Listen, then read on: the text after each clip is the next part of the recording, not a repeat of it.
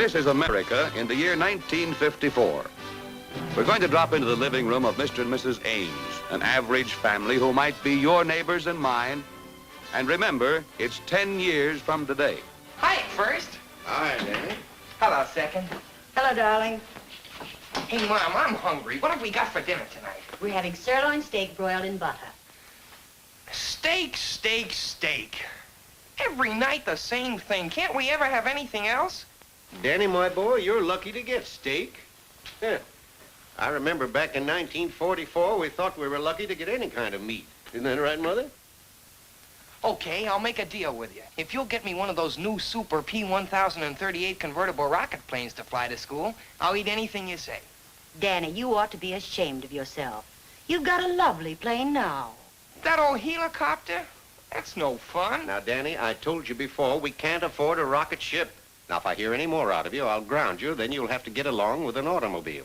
Okay, I'll be good. Golly, if I had to start going around in an automobile, my girl would take one look and say, shoo, shoo, baby. Shoo, shoo, baby. Where in the world did you hear that? One of those old programs we get on the reversiscope. Yeah, how did it go? Shoo, shoo, Oh, baby. yes, I remember. Shoo. Oh, my. I love those old songs. Yeah, see if you can find that program again, Danny. Okay. Shoo, shoo, baby. Papa's gone to the 7 seas. Let's see now. When was that popular? I think it was back in 1944, wasn't it, Mother? Yes, get 1944, Danny. All right. 1948, 47, 44. There we are. It's a little old-fashioned, Pop, but you asked for it. Well, let's hear it anyway. Hello, everyone. I'm Jack Carson. Oh, dear, do you remember how funny he used to be? Funny, who, Carson? But I remember a little fella around that time by the name of Charlie Ruggles. Oh, he was really funny. Charlie Ruggles? I don't remember him. Must have been before my time, too. We've got a handful of stuff around the microphone we hope you'll all enjoy. First of all, of course, no program would be complete in 1944 without The Voice.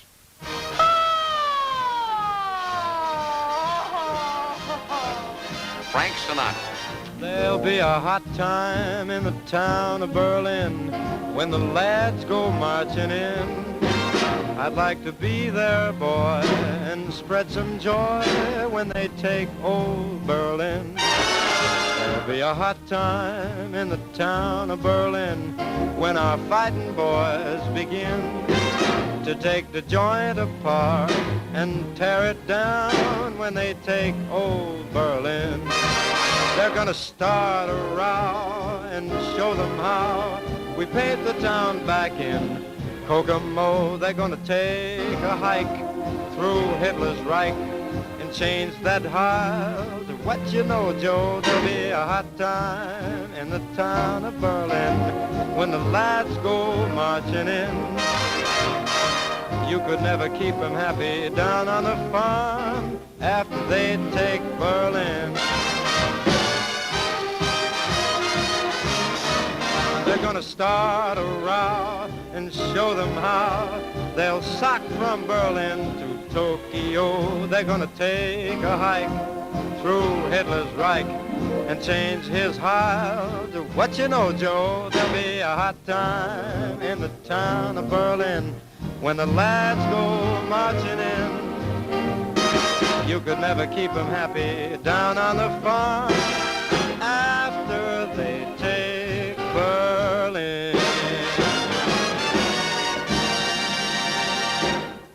Friends, here are two of Hollywood's most radiant stars with one of the great songs of our time. Irene Manning and Dennis Morgan and One Alone. One alone to be my own, I alone to know your caresses, one to be eternally, the one my worshiping soul possesses. At your call I'd give my all my life and all my love enduring. This would be a magic world to me if you were mine alone.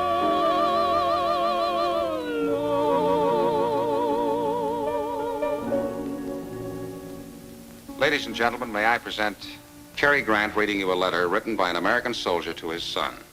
My dear son, the doctors tell me that I'm going to die soon. It's hard to believe, for I'm in no pain, and it seems almost absurd that a man who has so much to live for should die so easily.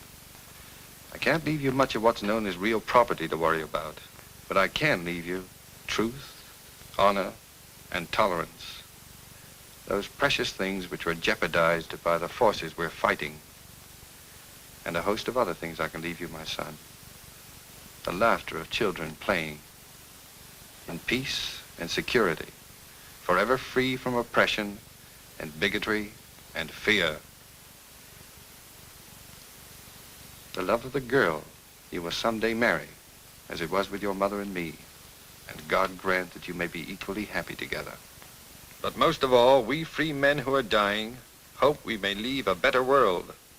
A world where you and all others like you may grow up and grow old without having to face war in order that your homes may stand. I've seen a lot of men die, son. They've died for peace, for you. Cherish that peace. Pray and work that the victory which will come and which will have been so dearly bought will endure forever. Goodbye, son. God bless you. Your father.